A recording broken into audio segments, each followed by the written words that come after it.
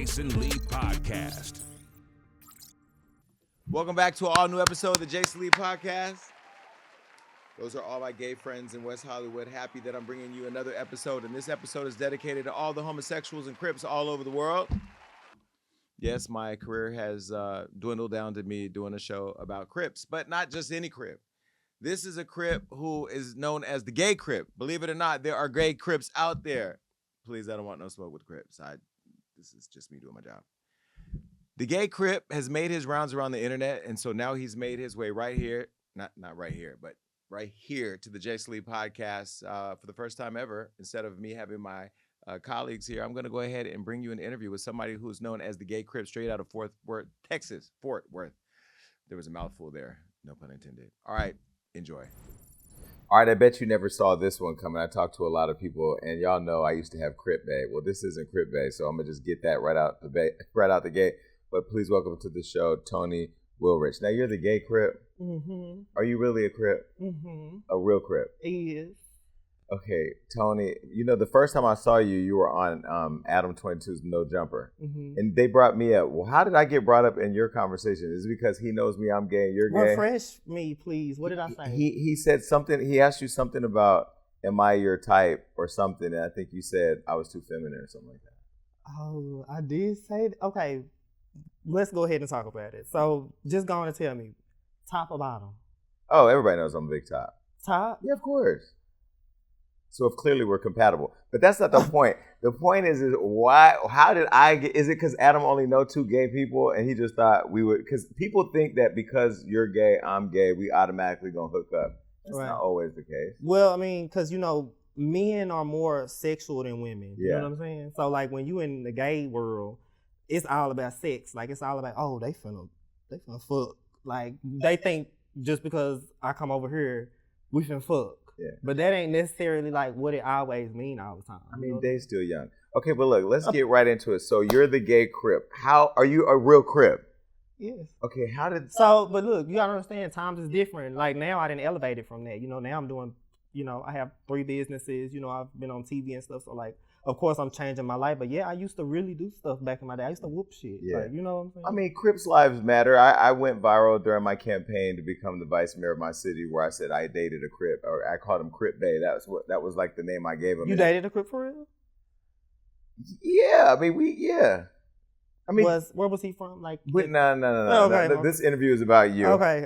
But when I said Crip Bay, it like went viral because everybody was like, "Oh my God, he's dating a Crip." I feel like, you know, I grew up in the streets, and you grew up in the streets. Some of our family members may be in the streets, and so I was surprised that people were surprised that I would be attracted to somebody who had a past of being in the streets.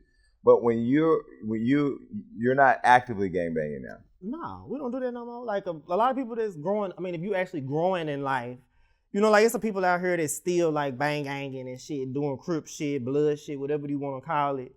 But it's like, you get to a point in your life to where you elevate and you forget where you come from. You know what I'm saying? Like, it's some people that will still, I wasn't one of them people. Like, I want to actually grow in life and, like, elevate and, like, be on some boss shit, you know? Yeah. Like, not everybody wants to do that. Some people want to go to jail. Yeah. Some people want to die for real, you know? And they do. Okay, so I have to, just for my audience that may not be as familiar with it, we got to go back a little bit. Okay, so you grew up in Texas. Did. That's where the country accent comes from. Fort Worth, Texas. That's where you're from, born and raised. Yes. Okay. And they kind of got it wrong on the TV show I was on. They put Dallas, but that's because nobody knows what Fort Worth is. Listen, I'm from Stockton. They always put the Golden Gate Bridge from San Francisco in the back. But those of us that come from where we come from, that's disrespectful. Fort Worth is on the map. We know it's DFW. It's Fort Worth, Dallas. So we're like a twin city. You know what? Minnesota and St. Paul, they're a twin city. So like Fort Worth is right here, and Dallas is literally right here. It's right down the street. Okay, so how did you grow up and become a Crip? Let's just get to that. So I kind of like almost raised myself in a way. You know what I'm saying? Like, I had one of the mamas that went and did her thing. You know, I had one of the dads that said that, oh well, if I can't be with you, then I don't want nothing to do with the son. And, you know, that kind of like made my mama go into like a bad place. So I kind of really raised myself, you know, still love my mama. You know, I don't care what happened. We still made it. We still made it through, you know. But I had to get raised by the streets because nobody else was raising me. And back then, you know, gay really wasn't accepted how it is now, you know. But when I was getting ready to come up, I mean, you know, it was more cool to be undercover versus being openly with it. And it was more fun too. You can't lie. It was more fun to be undercover, you know? Fun how? Because it's more spontaneous. Like when you dealing with an undercover nigga, like it's like they more like fun. Like you can't lie. When you dealing with an open, I'm not corroborating when anything. you dealing with an open person that's open and want to tell everybody, it ain't as fun as dealing with a closet. Well, I will Is say, it more fun to have sex on the bed or the closet? Which one?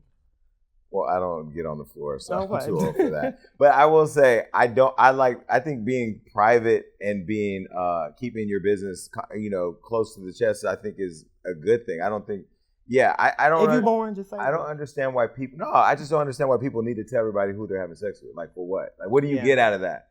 Nah, I feel like But DL, though, is different than. I mean, at the end of the day, I know everybody got their preferences. Some people don't care. Some people care.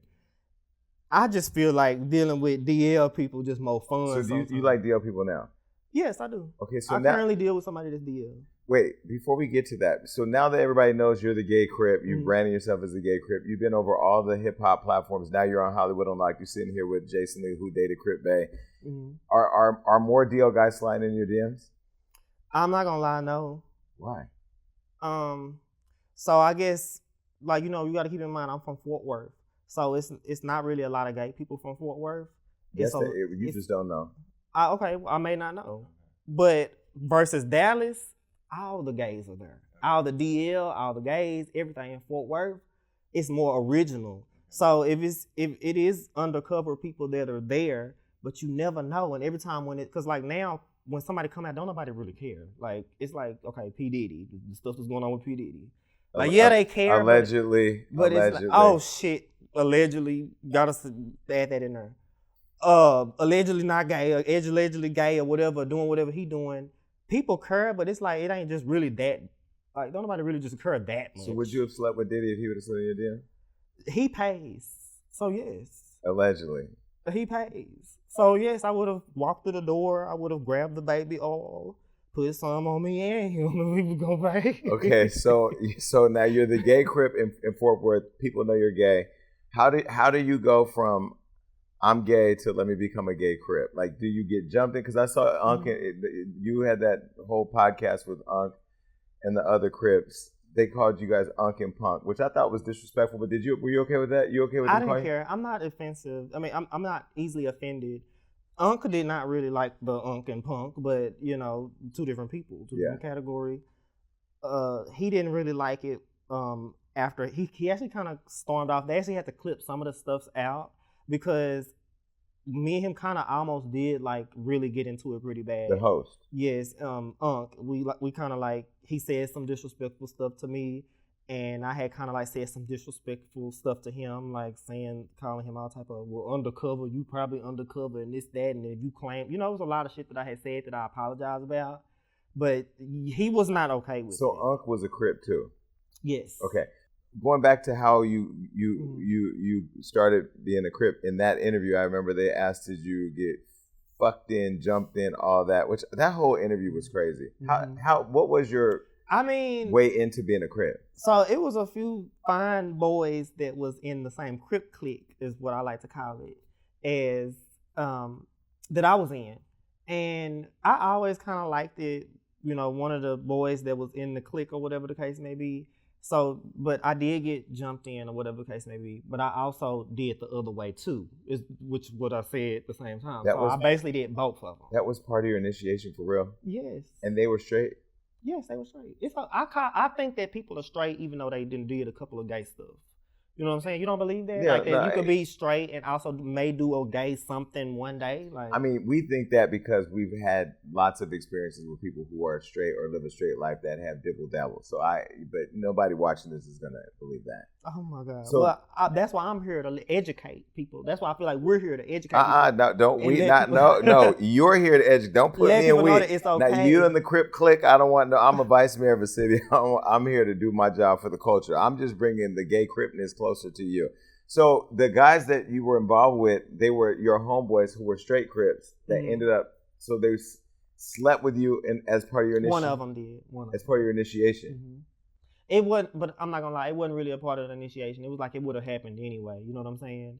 Like, but we can lap that in there too with the initiation. But did you ever hook up with any more of the homies during your Crip tenure? No. I don't know what it's called. No, I didn't. I didn't want to. Like, a lot of the masculine boys that was when we were younger. You know how we were younger and we used to like the more stocky men, the more masculine men. Stuff I didn't. That. I mean, I didn't mess with guys until I got older. So you like this is new? No, it's not new. I'm much older now. Okay. So like I was with girls till I was like 18, 19 years old. Okay. So at like 6, 7, 8, 9, 10, I wasn't thinking of, or 14, 13, whatever. I wasn't thinking of guys then. Oh, well, I guess, I don't know. I guess everybody is different from different cities. You know, I'm from Fort Worth. So a lot of the people from Fort Worth, like the gays, like they're more into like the masculine men. There's a lot of bottoms in Fort Worth is what you need to understand. So the bottom count is heavy. The bottom count is heavy in Fort Worth by DL and Open. So the DL guys too? DL too. It's crazy. We living in last days. But yes. So yes, the Crip clique that I was in, I didn't mess with everybody. I'm not just a slut bucket, you know. Like I'm not a slut bucket anymore. But anymore. But most gays are slut buckets. Yeah. Okay. Right. Well, no, I'm not. Because it's easy. The access is there. I know, but at the time, I guess you could say that I was, but I didn't find nobody else attractive in the Crip group or whatever the case may be. So I did something with one person, and then they jumped me in, and then after that, I started doing Crip stuff. Like, and I was young. Mind you, I was young. So yes, I was kind of more, I guess you could say, being a follower. But were you doing Crip stuff like scamming, shooting, fighting, robbing? I was more doing scamming. Okay. There's different Crip categories. Yes, I don't do none of that stuff no more. I've already been arrested, been in jail, convicted already, so it's okay. But I really didn't do a lot of the, kicking the doors with the black forces on. I'm more of a Versace, So I really wasn't doing any of that stuff. Like everybody was doing all of that bad stuff. I kind of was involved sometimes. One time I got involved in an accident where they was doing a break-in to a house, and I was the driver. And I still ended up going to jail. But after that, I never did no more of that stuff no more. When you were in jail, did you mess with people? So in the Fort Worth jail, the Tarrant County, it's gay people in there, and it is undercovers that be trying to mess with you. But Tarrant County knows this. Like I told you, it's a lot of bottoms. They got it to where you can't do nothing. Our jail is open, like, and the cells. The little thing is like this big, so it's no doing nothing in the jail. The only thing you could do is sex talk. That's it. So being gay in our culture, black culture, hip hop culture, gang culture is like taboo. Nobody wants to talk about it or accept it. How have people accepted your openness with being gay and claiming Crip? Because some Crips, because Crip organization ain't just Fort Worth. It's like Crips everywhere. Crips here. Nobody ever judged me except the people over there at Adam22's building, place, podcast, whatever you want to call it. Nobody has ever judged me. Back in Fort Worth, nobody ever said anything until the clout part of it came about. Everybody wants clout. If it don't have nothing to do with clout, let a person that is a gay Crip come out and they don't get no clout off of it. Nobody would have cared. Everything nowadays is a popularity contest, I feel. And the fact that I had got a lot of clout from it, then you seen all of these fake haters come out of nowhere saying, oh, well, he better quit playing before I do this to him and stuff like that, only because they seen me having clout. You know what I'm saying? So nobody ever judged me until I went over there to see Adam, when they asked me all those questions about being a gay Crip and this, that, and the third. But nobody ever did nothing to me, I feel like we all powerful in our own way. Like you gonna come into my aura and you gonna know not to play with me. Like you gonna know what I'm really about. Like I really used to fight. Like I'm really a fighter. Like, I was on the show Druski. Yeah, I saw. And I was the only one really popping shit on her. I was the only one really whooping shit. Nobody else was really doing nothing. That was just me. So over at Adam22, was it Crip Mac? Who was it that you were into it with? The one with the braids. Mm-hmm. But what was his thing? What was his issue with it? He felt like you were making a joke, or? So I feel like he might. Let me say allegedly. I feel like he allegedly might be one of us. You know what I'm saying? Allegedly. And I feel like that he just mad because it always be the mad ones. it always be the ones that claim that they don't rock like that or want none of that and really be wanting some of that. So that's what I feel like he is. I feel like he was just an undercover hater, for real. And so how did that interview come about? That they found you online with all of what you had going on? They saw me popping them, back in Fort Worth, taking pictures with other Crips and shit. And they wanted me to come. They asked me to come, and they wanted you to visit. Because I just said come. Okay. Because I'm in LA. Look, Hoover, the gang, the neighborhood. I'm cool with Big U. I'm cool with everybody. I don't want no Crip problems. I don't want no problems. Well, they saw me cutting up back home, and they wanted me to visit. They wanted me to visit them, and I came and I visited. And that was really my first introduction into the industry. You know what I'm saying? That was my first real I don't know, I guess want to say introduction into Hollywood. Even though I really just didn't get as successful as I would have liked, that was my door opener. So I really wasn't on no shit we'll charge them. Because my manager was like, okay, well, you're finna start being a rapper or whatever the case may be. You're trying to do the rap career, trying to be in the industry. So how much are you gonna charge them? But I was just so excited to just jump into the field and start doing shit that, I didn't think to say, okay, well, my fee for this, or you need to book my plane, all the other type of stuff. But so it was really just a new thing to me. I wasn't, in the spotlight until that. So you went on the Coulda Been house with Druski. How did that end up happening? And did you hook up with the little midget? No, I did not want his little ass. And I did not want nobody from that episode. I mean, from that whole shebang, I didn't want nobody. Not even the white boy with the tattoos on his face? No, I didn't want nobody. Everybody was just so disgusting. The only person I really clicked with was Bae. She was the one that won the show. And it was another girl. Her name was Sierra. She's a little white girl. And me and her got along really good. And I still speak to them too every day. But everybody else was just so disgusting to me. I just felt so disgusting on the show. I felt like that I was just so out of place. And then I was going through so much while I was on the show. I just felt like I was around a bunch of handicapped people. I felt like everybody had something wrong with them. There's nothing wrong with the handicap. Everybody had something wrong with them. Glock eye pointing this way while this eye looking this way. Motherfuckers shitting in the toilet and not flushing the toilet. I just did not. I was just. And why was the little one humping everything all the time? What was that? Like about? I said, handicap. Everybody just handicap. Everybody need a handicap sticker before they can go in the stove. But what was the Coulda Been house? Coulda been what? Coulda been, man. I don't know. It was just some bullshit. Everybody was there. Can I curse? Yes. Okay. Everybody was there to get that $50,000. Okay. Basically, right? Everybody was there competing. The reason for the show is for a record deal. So if you win, or if you do good enough, or if you're picked, then you get a record deal with Coulda Been House or Druski or whatever the case may be.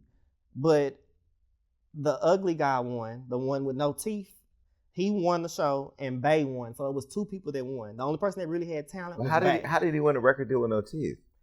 That's what I was trying to figure out. So what?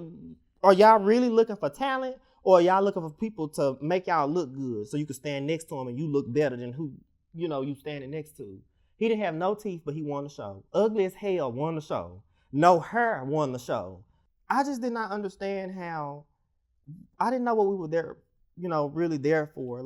They treated us so bad. Druski treated us so bad. When I was there, I remember doing a scene, and he had some person portraying a coach had on a army fit and all this other type of stuff with a cowboy hat.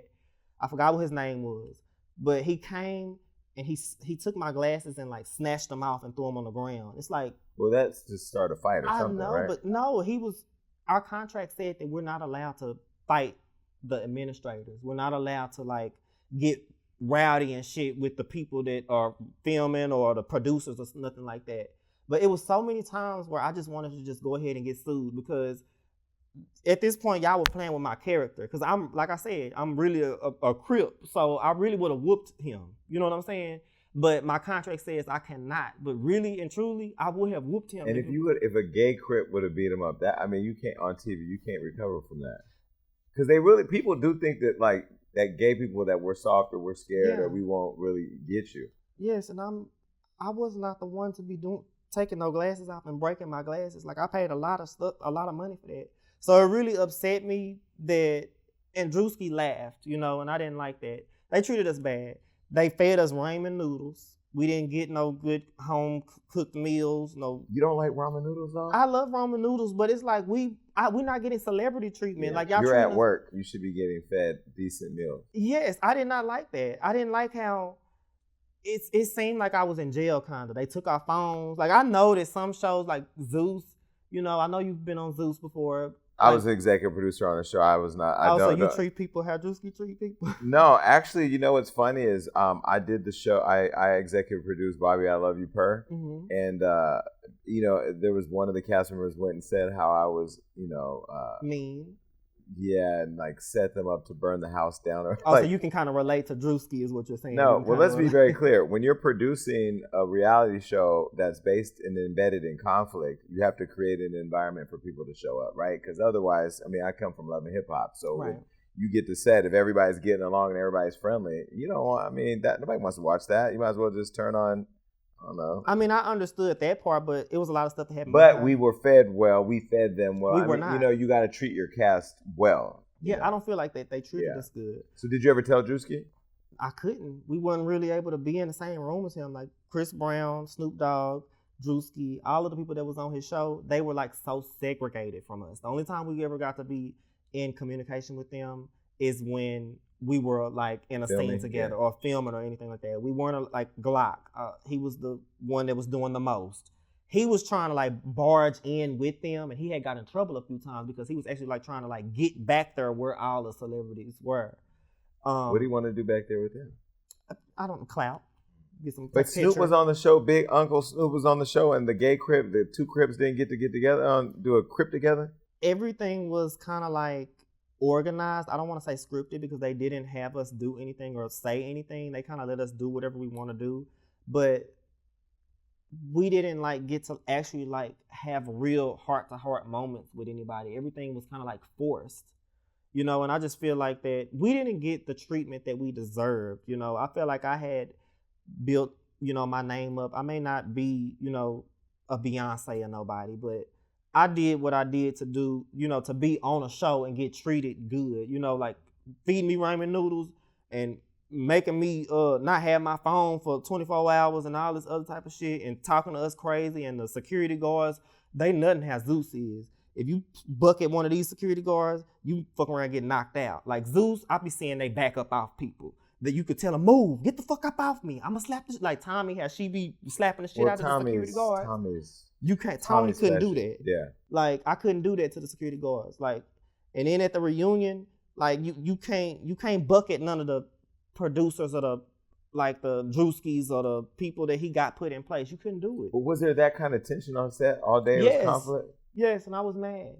I was really mad. When they had Crip Mac come in there and do that little thing and try to little boy me and all this other stuff, act like he don't know who I am, and I couldn't really say what I wanted to say because I started to get ready to go off, and Druski had said some shit like, you can't say that on my shit. You ain't doing it on my shit. Cut that out. He was looking at the camera, people telling him to cut it out and stuff. I'm like, so is this a reality TV show or is this the Druski boost you up more show? So what do you feel like? What do you feel it was more like a setup? Yes. And so when you went on Adam22, what do you think you did for Adam's ratings? You think you made? I did. I feel like I boosted his show up and made him who he is today. Adam22? 22. Now. Wait, you made Adam22? Okay, excuse me. I did not make.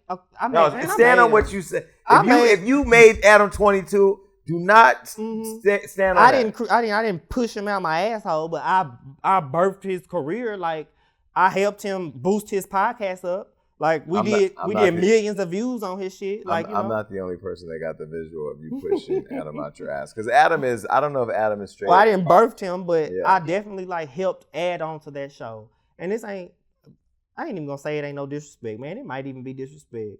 But I helped that motherfucking show.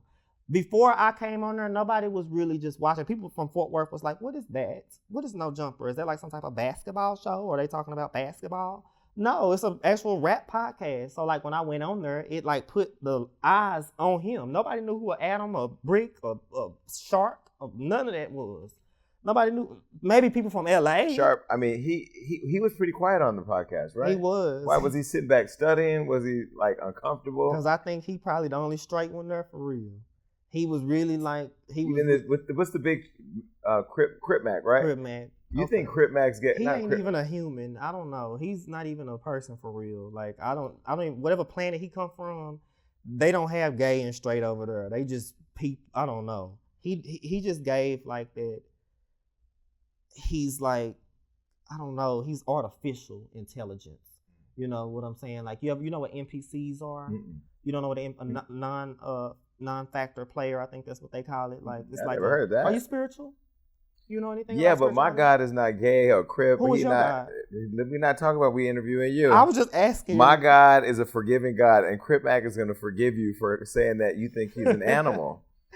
Well, I mean, you guys weren't friends. You guys were pretty friendly on the show. I thought. The only time I saw it was in the beginning where he talked about you wearing orange, but then y'all all talked about everybody wears orange as a Crip. I didn't know that. When he came into the show, we were friends, but when he came onto the Druski show, we were not. Okay, so so you did the podcast before Druski? Did. Okay, so once he came there, he was a different person. A different person on the Druski show. Yes. Okay, got it. And I feel like that he was, you know what? This is what I can call him, a puppet.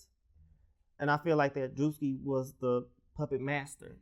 I don't think Adam is a puppet master. I think he more lets people be themselves. But when he went on to the Druski show, he kind of let Druski manipulate him into turning on me after the conversations that we had. Now, I know it's TV, and I know that we do certain things on TV that we would not do in real life.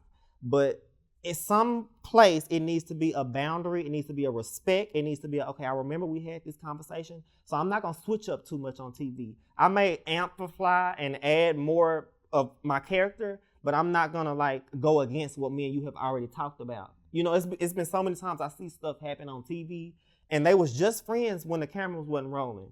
But now that the camera's rolling, you want to turn into a different person. That's who I call an artificial person, artificial intelligence entering your brain. So as big as Crip Mac is, you got the heart. As big or as big? You would have fought him. Oh, as big. Yes, I would have, and I did post up to him on that show. Really? On the Druski show? They edited and manipulated and did what they need to do, but I posted up on him and was ready to swing. What did he say? What was his response? He did some shit like a bird. He did some shit, whatever. I posted up with my Crip post. What's a Crip post? Like I posted up how I used to fight in the streets. Yeah. He did some shit, some Burke LA shit. I don't know. But I did my Fort Worth shit, and we was ready. I was ready to. And it was about to go down.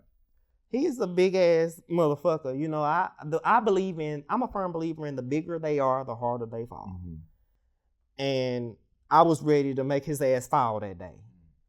I did. Wait, so how did your rap career start and end with the Adam22 show? A show didn't end your career.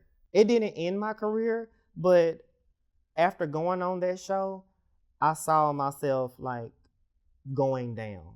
Because before I had even went there, I had did a music video that was on its way. And I'm a firm believer in everything happens for a reason. And I think if you let certain people come into your life, they can block your blessings. And I feel like if you let people like come in a little bit too close and become your puppet master, that can block what you was supposed to be doing in the first place. So yes, I had a song that was on its way up. Every day I would go, the views and the streams would go up even more. But it's like right when I was getting ready to go to Adam22, No Jumper, it's like my career started to go down. Mm. It's like the value of Tony Weirich started to depreciate. Because of what? Because of the type of show that I decided to be a part of. Because of the type of people that I started to let in my aura. You know, they brought my value down. And I didn't like that. So that's why I'm so glad I'm at the Jason Lee show. Because maybe my value can come back up. I mean, you just started beef with Crip Mac. And you made Adam22 after he came out your ass or you came out his ass. Wait, are you a bottom or a top? A verse. Do you believe in that? No, but I mean, like I feel like verse is like this thing that bottoms say to feel safe, right? But at the same time, verse is the most common preference in the gay community. Is it? I believe so, because you get some people that will top certain people and some people won't top and have to get bottom because of the type of person that you are. You know, like it could be a person that claims they're a top and then meet somebody that bring that bottom out of them. That's what you thought I was. That's crazy.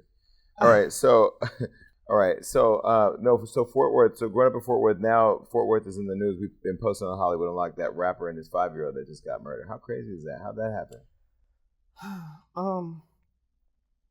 It's really heartbreaking to kind of talk about that because, I've kept quiet and I really didn't say anything. And I know that people in my city was looking for me to like say something about it. His daughter got shot, not just him. And I watched the video and I looked at him like run. And I feel like that he was doing like a deflect, you know what I'm saying? No, shoot me. Don't shoot my baby, So he kind of like ran to like take the tension off his daughter and put it on him so he gets shot and not his baby. And did they shoot and kill her intentionally? I believe they did because a lot of people will say they didn't. They'll be like, no, they didn't mean to shoot the daughter. But he was getting out the car, and I know that when you shooting someone, you're not looking to make sure nobody's in the car. But I do know that back in Fort Worth, in the streets, and I'm from the streets, so I know if something is going on in the streets, it's people so ruthless and evil. They will say, get his mama too, get his daughter too, and if you see him with this person, get them too, the friend. That's how it go in the streets. If you do something to somebody, they want to get your whole family.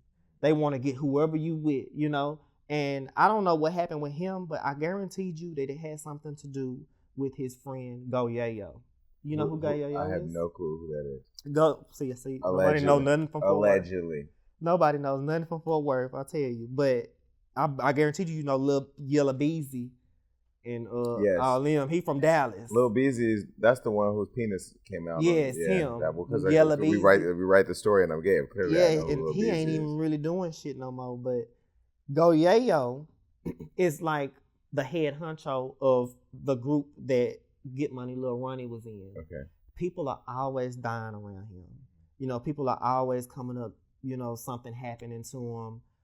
And I believe that everybody be having shit on them that they can't get off of them. And like people be wanting him and it be people that be around him that dies. You don't believe that when somebody goes around somebody and they end up dying, like just by being around somebody? I told you before we start, I don't hang with nobody. Oh, you alone? I stay in my own world. No friends?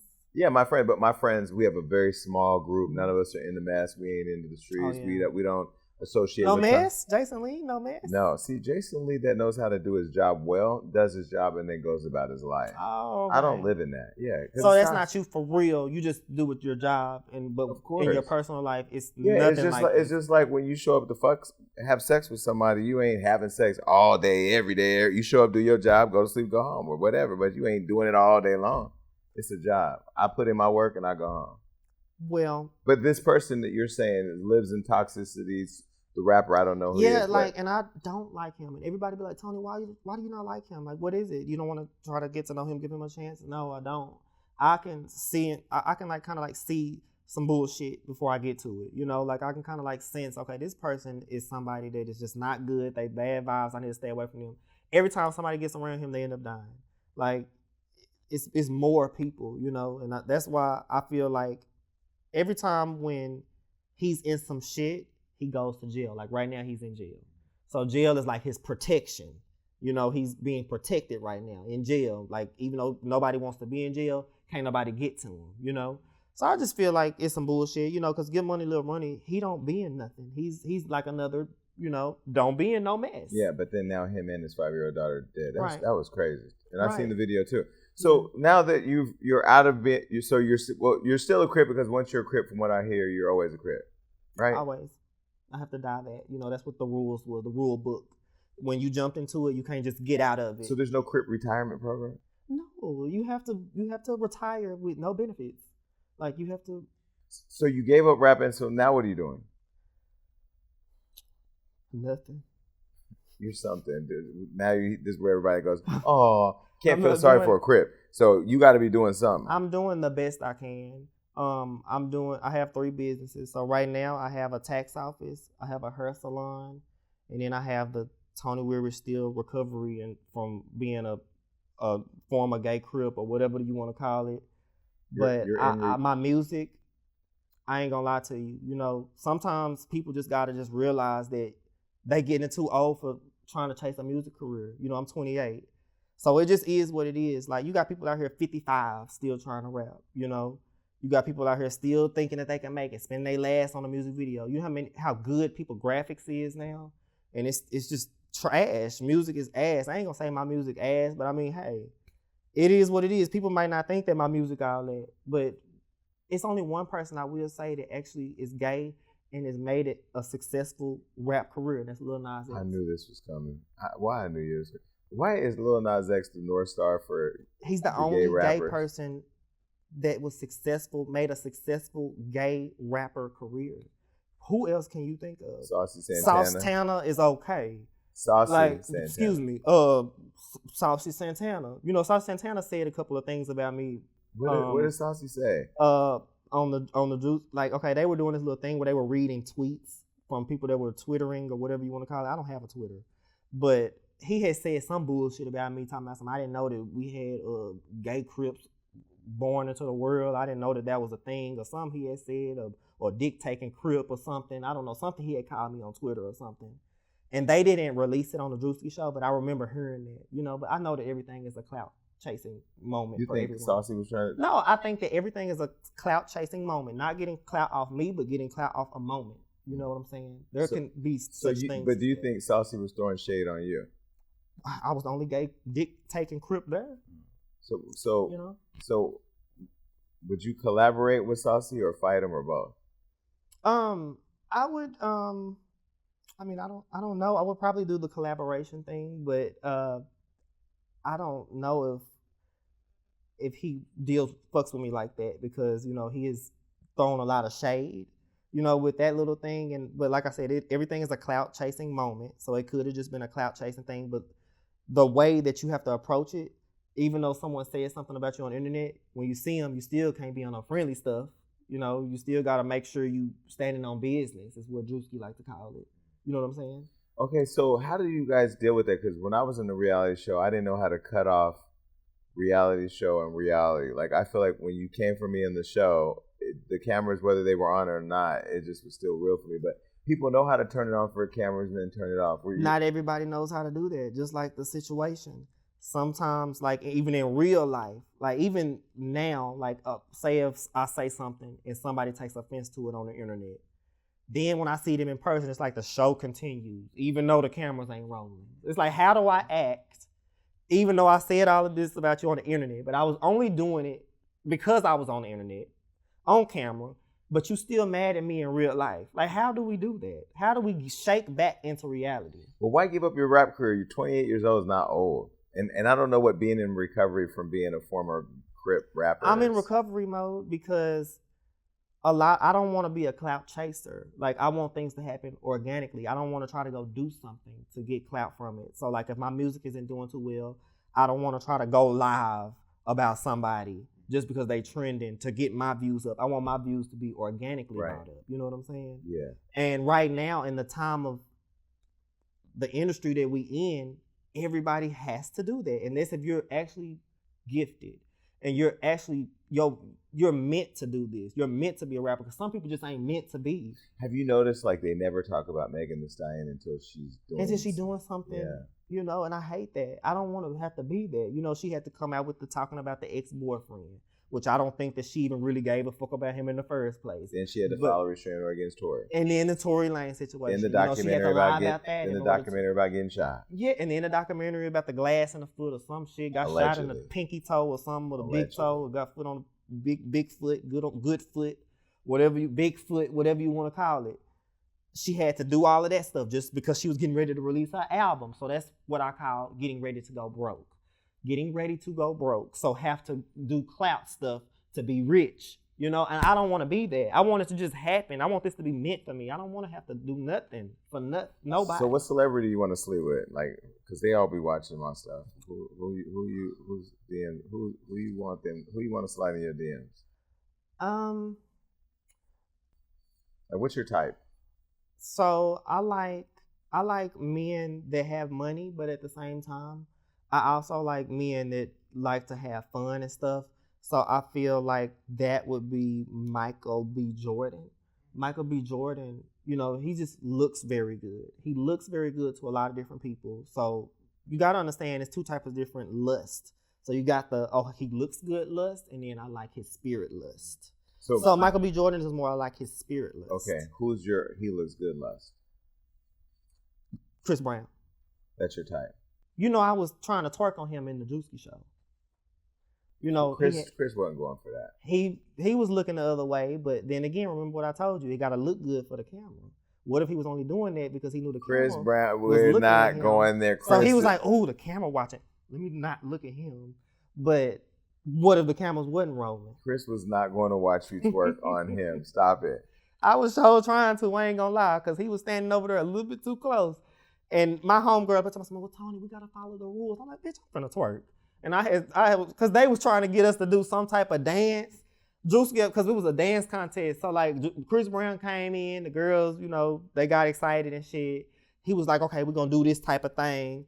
Man, if I didn't get up and get to twerking that motherfucking thing, shit, I was like, I don't give a fuck. I'm finna twerk. I don't know how to do this. Shit, I know how to shake a little left cheek, right cheek. Shit. Did you win? No. You didn't follow the rules. Hell no. Okay, so what? So then, and so you left the show. You fought your way out. Who was the fight with? The fight was with the person with gums as teeth. The one that won. Mm-hmm. So you beat up the winner. I lost to a person with no teeth. Yeah. That was the reason for my fight with him. Now, I'm gonna be real with you because, like I told you, even though the camera's rolling, I'm gonna keep it 100. I had to go out with a bang on that show, and it's always been my dream to run across a reunion and dive into a couch and beat somebody. Well, then you need to just get on the baddies, because that's why I stopped hosting the reunion. That's all they do. Literally hours. Matter of fact, I'm gonna see if I can get you on the set of one of the reunions, just so you can see. They just have one, but 16 hours of fighting. I could never do it again. I only wanted to do it one time. I didn't want to make a career out of it. I don't want to do what the baddies do and just have to fight every day, fuck up your skin. Yeah. You know, and your aura. Your aura. Yeah, and your aura. Jayla got this thing right here for the rest of her life from getting bit. You know, she's gotten bit right here on her neck. Yeah, oh, you don't watch Baddies? You produced it. I executive produced and hosted one reunion and never went back. Okay, well. 2 reunions. I just wanted to, because when I grew up, I was watching you on Love and Hip Hop, you know, you with everybody. And I watched the reunion. Everybody would get ready for the reunion. Everybody wants to fight at the reunion. So growing up, that was like the thing. The reunion is where all the fights gonna be. And it's always been my dream to like run across the stage. And you did it. As the wind is blowing through your hair and just running through the stage, running through the crowd as the crowd gets up. Tony! And then I'm diving into a motherfucking couch, beating somebody else. That's always been my dream. And you did it. And I got to do it. So I'm glad that I got to actually be a part of that. Tony, you're not supposed to sit here and glorify that your biggest life goal was to run across the stage and beat somebody else. It's okay, fine. That show got 10 million views. I mean, it got crazy views. It did, and I feel like I deserved it a lot more. I don't know what to say, what opportunity from that, because I was actually the first person to pop off the fights at the reunion. Everybody was scared. When we was in the back room and everybody was talking about what they gonna do, yeah, I'm running up on such and such. We had been filming for 30 minutes. The girl said that she was running up on the other girl. I'm waiting on her to run up, because they was like, well, Tony, we gonna do this first. You know that they edit and cut stuff down. We had been recording for like 45 minutes. Nobody was swinging. Nobody was trying to fight. Nobody was popping shit off. Man, I got up and started that shit and ran up and died in that couch and beat the shit out of him because I got tired of waiting. For one, nobody wanted to fight for real. I was the only person that wanted to fight. Okay, so now what are you fighting for? Like in life. In life? In life, I don't know. I'm trying to figure that out. So I'm trying to figure it out right now, literally. Like I'm trying to figure out what the hell I'm finna do after I leave the Jason Lee show. Like what am I gonna do? You're in Hollywood. You can go look for Chris Brown. I know I could do that. I said that. I said I could try to find it. He lives here? He lives in Tarzana. In Tarzana? I'll give you his address. Listen, follow Tony the Gay Crip everywhere you can, and I just want to just have fun. I just want to link up. That's it. I don't want to do no crazy gay stuff. I just want to just link up and just, I don't know, shoot pool or something. With who? Chris Brown. Bye. All right, that's it. Crips everywhere. We're releasing him back to your community and to ours. That was the Gay Crip.